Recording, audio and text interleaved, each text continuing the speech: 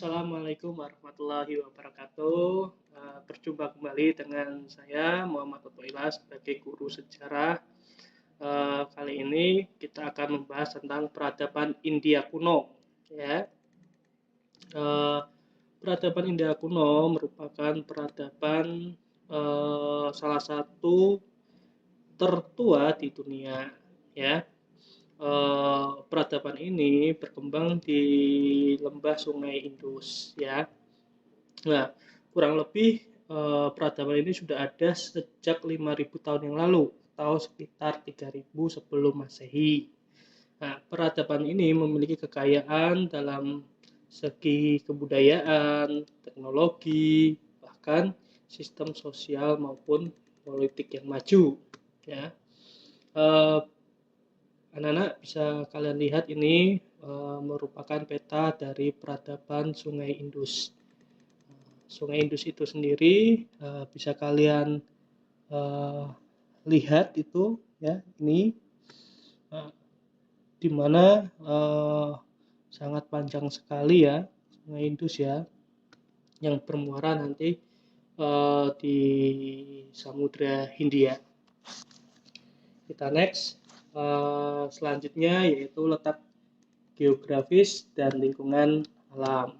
Nah, letak geografis itu lembah Sungai Indus itu meliputi wilayah sekarang itu seperti Pakistan dan India bagian barat. Nah, wilayah ini memiliki iklim yang sangat hangat sehingga cocok dalam pertanian. Nah, orang-orang pribumi dari Sungai Indus sendiri itu dihuni oleh bangsa Dravida.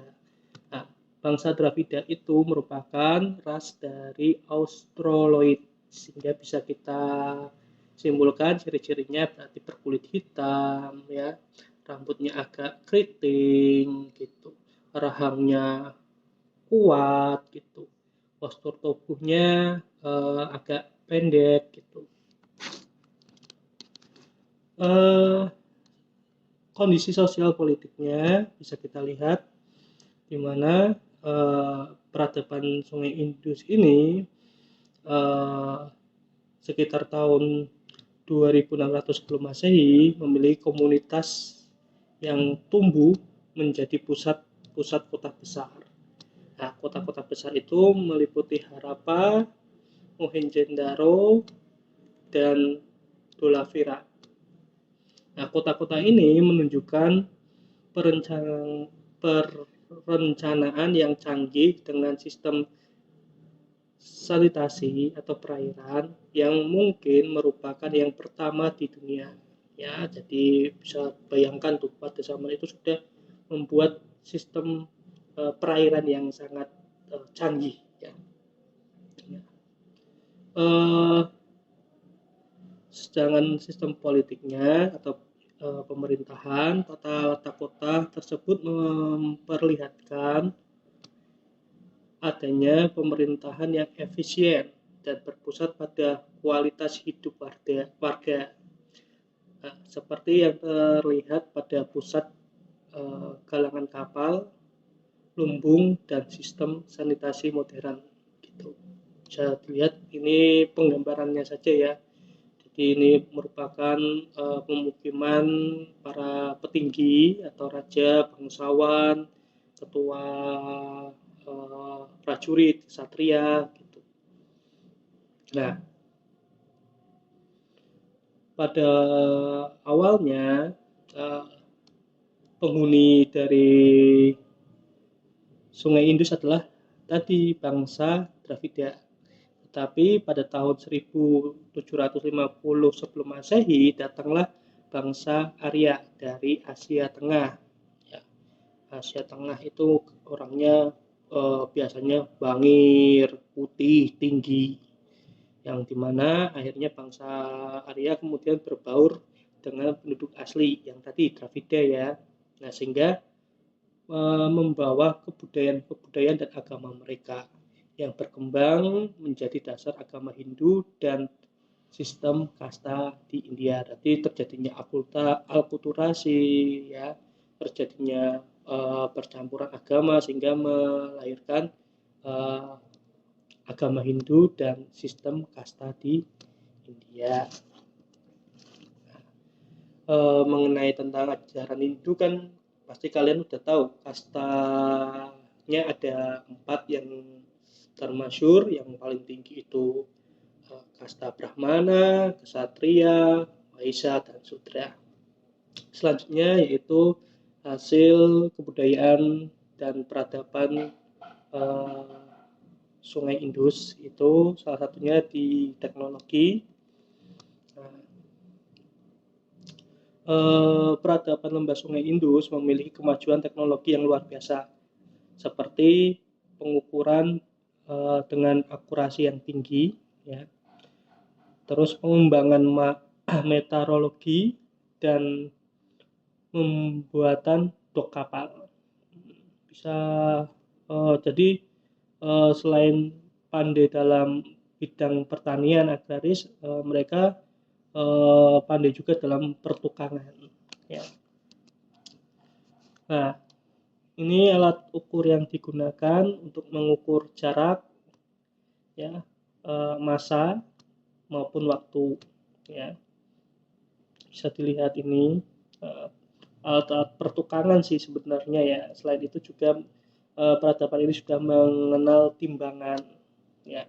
Sedangkan metalurgi itu sendiri yaitu teknik yang memungkinkan mereka memproduksi tembaga, perunggu, dan timah yang digunakan untuk berbagai kebutuhan. Ya, jadi kayak apa ya? Peleburan, ya, terus dibuat untuk menjadikan mungkin patung atau stempel ataupun semacamnya. Selanjutnya dalam seni kerajinan, bisa kalian lihat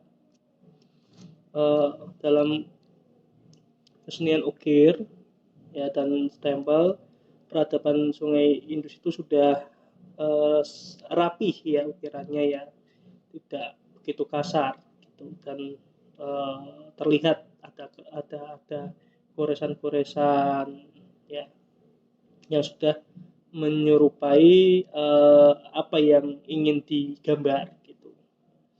Selain itu pemahatan seperti pembuatan patung, ya.